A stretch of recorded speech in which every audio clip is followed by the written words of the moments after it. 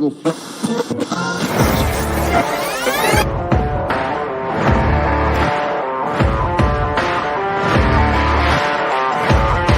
great, but being different for the sake of being different, I'm not a big fan of, right? If you just want to be different for the sake technology of it. Technology, I would hide behind it. And you start to hear some of their challenges, and yes. Because it speaks to the core of who you are and what drives you forward. Because what makes you different is what drives you.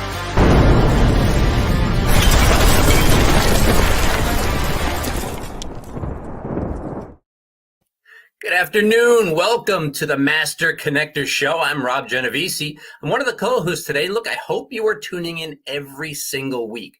We're coming at you live every Wednesday, 1 p.m.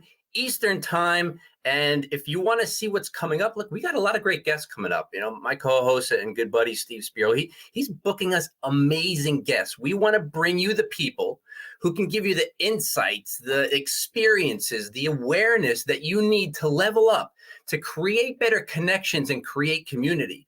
If you want to go to masterconnector.show, you want to see some of the upcoming guests we're having, we are booked through the entire year. It won't be reflected on the site just yet, but we're definitely on the site through the summer into the fall.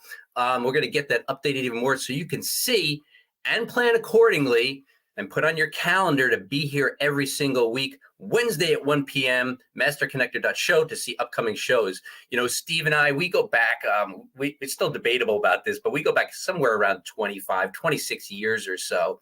I was clueless. We are both introverts, two former shy guys who really didn't know how to talk to people effectively, communicate with people, and certainly not be able to connect with people.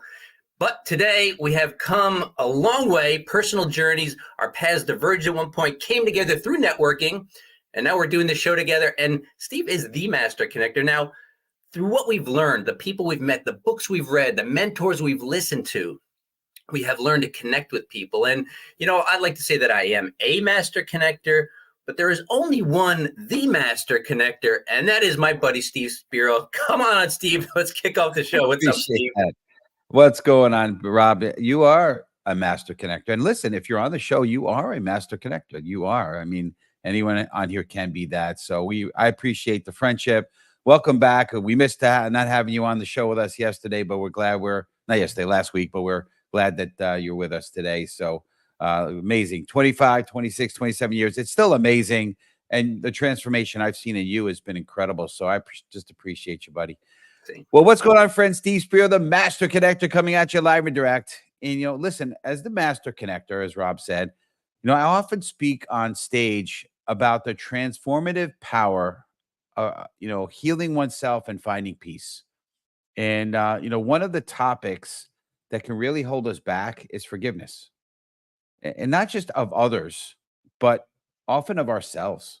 You know, and I held on to some of that for a very, very long time, being bullied and picked on, and a lot of ridicule growing up, and then a lot of self-hate, you know. But forgiveness is not just a moral imperative. It's a crucial step in personal growth and healing. You know, by choosing to forgive, we release the heavy burden of resentment and open ourselves to new possibilities and relationships. I could tell you that's so true. As I've been able to be more open-minded and more others-focused, I've developed some incredible relationships, including the amazing guests you can hear from today. You know, but forgiveness doesn't mean just forgetting or condoning, you know, past wrongs. Not at all, right? It means reclaiming our peace and taking control of our narrative, right? And through my experience, you know, and those I've encountered, I've seen how forgiveness can mend broken hearts and rebuild trust and foster deeper connections. And right. And that's what we're about, the Master Connector Show. And so, you know, once you've been able to develop those relationships and be able to be open, and I love, you know, sharing my vulnerabilities and my insecurities, walls break down. I love speaking about that on stage, of breaking down barriers by being authentic and being others focused. Right. But when you harbor unforgiveness, especially of others, that can lead to resentment. And resentment, someone, you know, resenting someone, in my opinion, is like drinking poison yourself, thinking it will harm the person you're resentful of, right? but forgiveness is a powerful tool, and it allows us to move forward in clarity and purpose, unshaken, unshackled by past traumas. Right? Embracing forgiveness is about serving ourselves and others, creating a ripple effect of healing, growth, and communities. Right? So I'm gonna have Rob introduce our guest, but before we do that, I just want to say, listen, we appreciate you, Greg. Great seeing you here, sir. Unfortunately, this person here, you're not showing up as somebody that we have we can acknowledge, but if you put your name in there, we can acknowledge you if you put that in the comments. But we just appreciate everyone, our community. We have an incredible community. Get in the comments, connect with each other. We don't believe in LinkedIn lurkers. We believe in LinkedIn participants. So get in, connect with each other. Make sure you're, again, this is about this connection, this Master Connector show. So get in, connect with each other. Let us know what city, what state, what country you're from, if you're from another country. And yeah, we'd love to hear from you. Any questions, any things you'd like to hear from our amazing speaker, please feel free to throw that into the comments. But in the meantime, I'm going to have my amazing guest, my amazing co-host come in to introduce the guest. So type in hashtag Let's Go. And by the way, hello, Yolanda from Texas. So appreciate you. Anyway, Rob G, Thanks, buddy. Appreciate it. So like I was saying earlier, we have amazing guests on this show. And it's one of the reasons I wanted to do this with Steve, to connect with people who are making things happen, accomplishing things, doing things that create positive effect in other people's lives.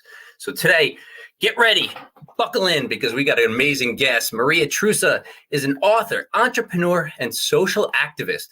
She's the CEO of Forme Medical Center and the founder of Yo Digo No Mas, a nonprofit organization which raises awareness of the high prevalence of child sexual and provides support through prevention and education to break the silence and the cycle of child sexual abuse for survivors and families to begin their healing journeys.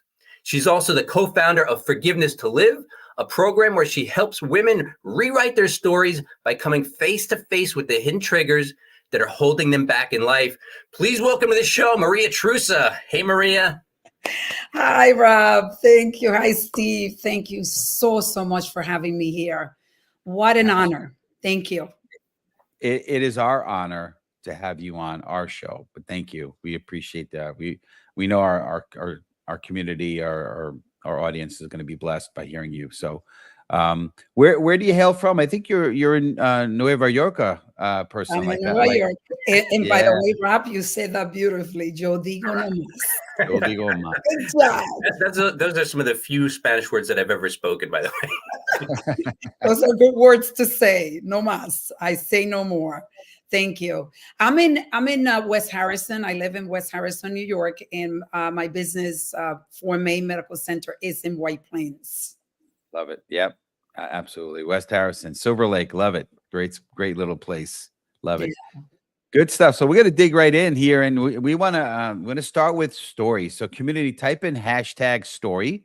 And Maria, can you share again? We have 6 or so questions plus whatever Rob wants to ask. So we want to keep this concise, but can you share your journey from trauma to becoming wildly successful today? Can you give us a little bit of that, please? Absolutely. Thank you, Steve. I was listening to you talk about forgiveness. What is forgiveness? And I call myself the ambassador of forgiveness.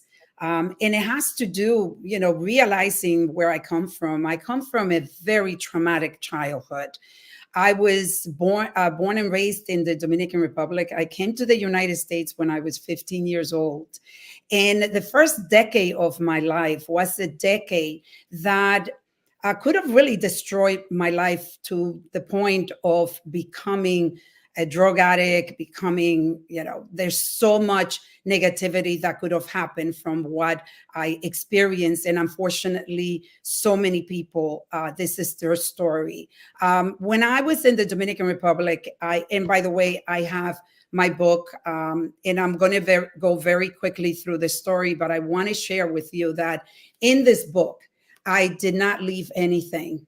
This book takes you through the pain that I went through, but it takes you through the healing, and all my healing tools are here where I've gotten to where I'm at today, which is a woman that is the ambassador of forgiveness. When I was 9 years old, and I'll go to the story due to the fact that we don't have a lot of time, my father made the biggest mistake of his life, and a mistake that almost ruined my life, but it actually ruined my life for decades. He came in the middle of the night, and I come from a very, very small town in the Dominican Republic. And in the middle of the night, he was taking my little brother that was 4 years old with his friend who was a witchcraft man, El Brujo, as we called him in the DR. I took my little brother from my father's arm, and my father took me. My father left me with El Brujo. And, it's so interesting because I tell the story over 600 times, but I got to tell you, the body keeps the score, because as I'm sharing the story with you, I'm feeling my heart rate go faster and feeling heat. But it is important for me to tell the story because this is the story, like I said, of millions of children, and I have become the voice for the voiceless. My father left me there and went home to sleep. El Brujo took me to the place where he did witchcraft and forced me to drink a bottle of whiskey at the age of 9. I could have died from the whiskey. But the whiskey became a savior for me, because what was about to happen, if I was completely aware of everything, I don't know if I'd be here speaking with you today, because the man brutally raped me. He took me to a motel and raped me the whole night, to the point that when I woke up in the morning, I couldn't walk. I couldn't walk, and I thought I was dying. I ended up having to have surgery. I had my right ovary got twisted in my fallopian tubes. And that started the journey of pain for me. At the age of 9, I wanted to die. I know that if I knew how to do it, I would have done it, because I realized that when you feel that you're in a tunnel of darkness, that there is just no way that you're going to get out, the pain was too great for me. I wanted the floor to suck me and just bury me. I wanted to be buried. That's how much pain I was in. And that journey started decades of life of making decisions that really were toxic. When it came to men, I was abused by my ex-husband. I got married at the age of 17. I chose a man based on the title that I was giving, and my father gave me a title without realizing that I was worthless. I was worthless. So my decisions, as Joseph Murphy from the book, The Power of the Subconscious Mind, he talks about how we are programmed, we are built as subconscious when we are born by the people that raised you in the environment. And my subconscious was the subconscious of worthless. So I chose men that would abuse me, that would hurt me, and that would treat me like garbage, because to me, I was worthless. And it wasn't until my son was born at the age of 20 that I realized how broken I was. And I realized that if I didn't get help, I was actually, I could do something really, really drastic and something dramatic to my child. Because at the age of 3 months old, when that baby was born, let me tell you, I was fully disconnected. When my son was 3 months old, my son was a really difficult baby. And now I am working, I am cleaning, I'm doing everything, and I'm taking care of this baby at night. And one night, my son would not stop crying. And I took my baby and I threw him in the bed, and my baby fell on the floor.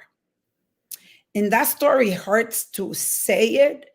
My son is now 40 years old, and my son knows the story. My son has heard me tell the story, and my son has forgiven me, and I forgive him myself. because he actually became the catalyst for my healing. That's when my healing started. And I tell the story, Stephen, Rob, because you see, we're all capable of good, bad, and ugly. Every single one of us. And I realize that's why I have so much compassion for people, because I said to myself, if I am this, what I consider myself a Christian woman, a good woman, and I could do this to my child, I had an out-of-body experience. And I thank God that that actually happened, because the woman that I am today started there. My healing started there. And I know I've said a lot. And for those of you that are watching that, I know I triggered many people, because this story is a different version, but the story of sexual abuse of children is a story that unfortunately is a silent pandemic, as I call it, because we don't talk about it. And I'm sorry if I triggered you, but I've said a lot, so I'm open for other questions. So, Yeah. first of all, Maria, thank you for sharing the tragedy of your life. But I wanna hone in on something, because we really want to give value and give insight to the audience. And that's, a lot of times when I hear tragic stories, there's an epiphany, there's a turning point, there's a moment in time, it might be a decision time, that a person can either choose to continue down the destructive path, or the path that leads them towards, further self-destruction, or to change things around.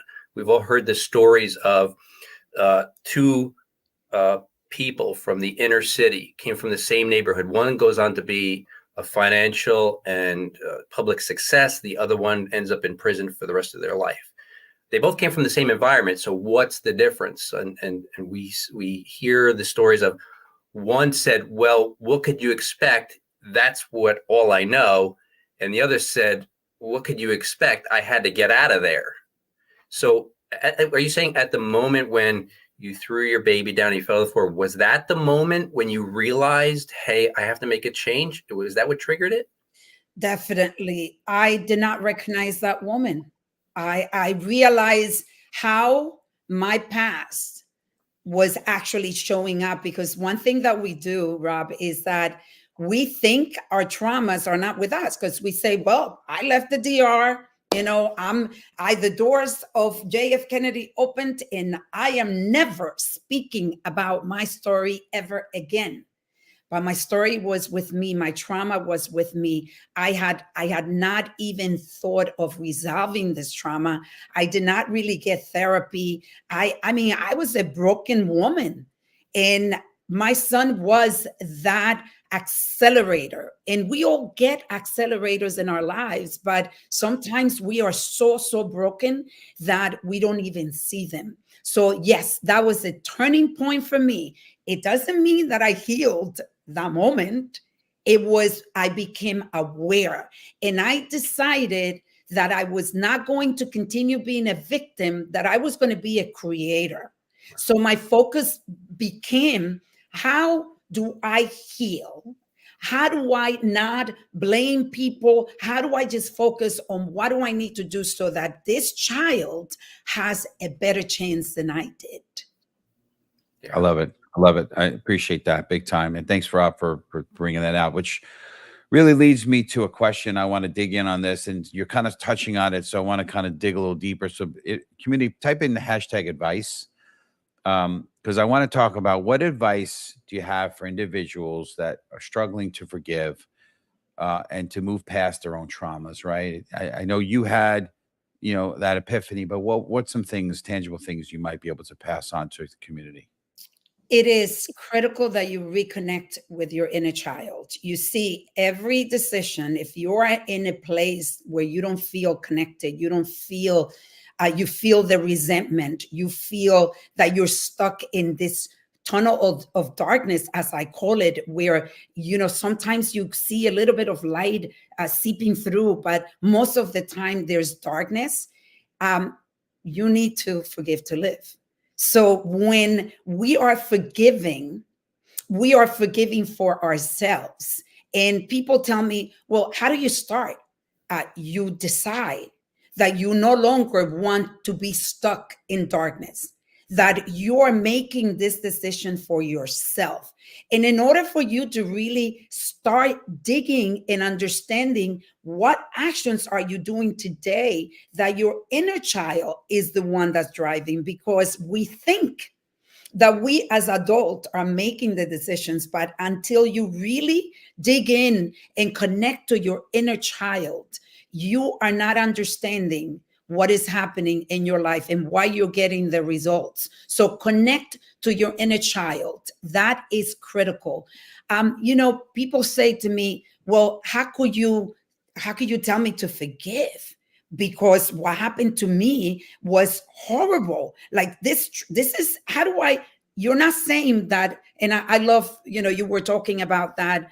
Both of you were talking about, it's not like you're saying that it's okay what happened to you. No, what happened to me should have never happened. I had zero control. My father had the control. But what I have control of is how I show up today for me. How do I live a limitless life by being able to forgive so that I can live? It's a choice. Forgiveness is a choice. And once you choose, and I have to say that I actually was very blessed, because my father, this book is dedicated to him as well. And many people say to me, how could you do that? How could you forgive your dad? Well, for years I didn't. But when my son was born a year later, I get a call from my uncle saying, your dad, I've never saw my dad after 9, never. My dad, I got a call that he was dying. He had a brain tumor. And my father I wrote to my uncle in his dying bed, could you please call Maria and ask her for forgiveness? And I got that phone call, and I can tell you that I prayed because I did not want to give him that forgiveness. I resented him. My father was with me every single day. That's how much I couldn't even look at a picture of my dad. And that day, when I was asked, I prayed and I found it within my heart to let him go in peace. And I forgave him. And a few minutes later, I get a call from my uncle saying, my father's last tears were the tears of my forgiveness. He went in peace, but he didn't take that peace with him. He left it with me. And I remember that moment.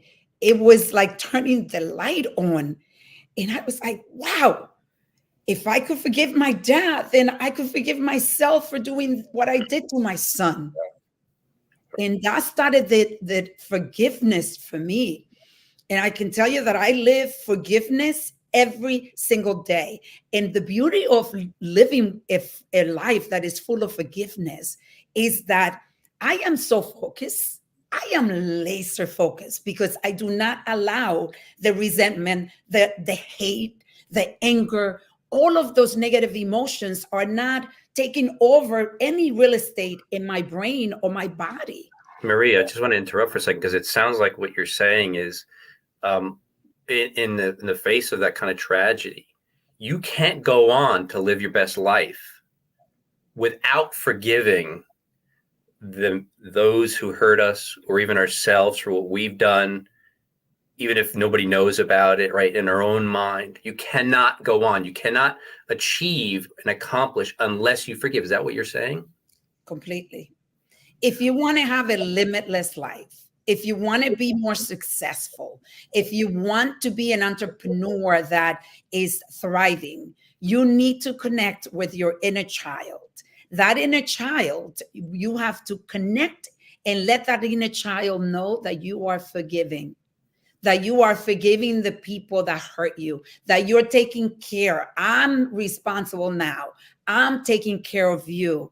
When you do this, you will live a limitless life. I mean, think about those of you that are watching.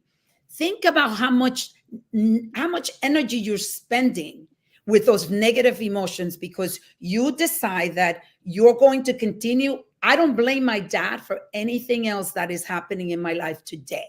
I don't blame my ex-husband for all the things that I went through. My ex-husband, I reconciled with my ex-husband. I'm forgiving. I've been married twice. So you could see that the healing continues. And I spent a lot of time for the past year working on my relationship with men because I realized that I chose them. So when you take responsibility and you say, I am responsible for the results that I'm getting in my life today. And in order for me to get different results, I got to do something different. And if I hold on to the anger, to the resentment, to the envy, to the judgment, then I am not living my limitless life. The takeaway there that I took, and I think this is key for everybody because, we've all got baggage, right? Some more than others. But what you said is, I am responsible. Yeah. Dot.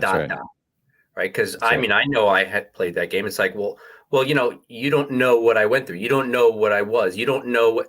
It doesn't matter, right? It's only up to us. So I am responsible for getting past whatever is holding me back. So I thought that was a great takeaway. Thank you, Maria. Absolutely. Great takeaway. And I've also, heard this, you're either a victim or a victor, right? And I just want to call out before we close down the show here, Yolanda, great point. Forgiving someone doesn't mean you're justifying their actions or forgetting what happened. It's about choosing not to let the past control your present. Very good point, Yolanda. Thank you for that. Good to see Kirby on the show here with us. And we also have somebody who unfortunately, we don't know who you are, but are assuming that all people care on both sides. So one thing I just want to say as we wrap up, right? So this has been great. And, my perspective, again, not trying to compare in any way how horrific you went through. I was bullied and picked on, not the same. However, I believe that shaped who I am today, and I made it into a strength of mine because it got me, the edge. I had an edge to succeed, to prove them wrong. I had I went back. I went to the martial arts, got a couple black belts. Right, it pushed me to do things that I probably wouldn't have done if those horrible things, again, not as horrible as what you've been through, but horrible things didn't happen to me. So again, big part of our pillar of our show, and why you may be wondering why we talk of forgiveness. Well, big part of our pillar of our show is having the grit to overcome obstacles. And this is a big part of it. And forgiveness, I think, is a huge part. So we really appreciate you, Maria. Thank you for having blessing our community with this for sure, with your message. And looks like somebody's acknowledging it. So I think it's Greg. Things that I need to say, Steve, to what you said. Number one is every trauma is your individual trauma.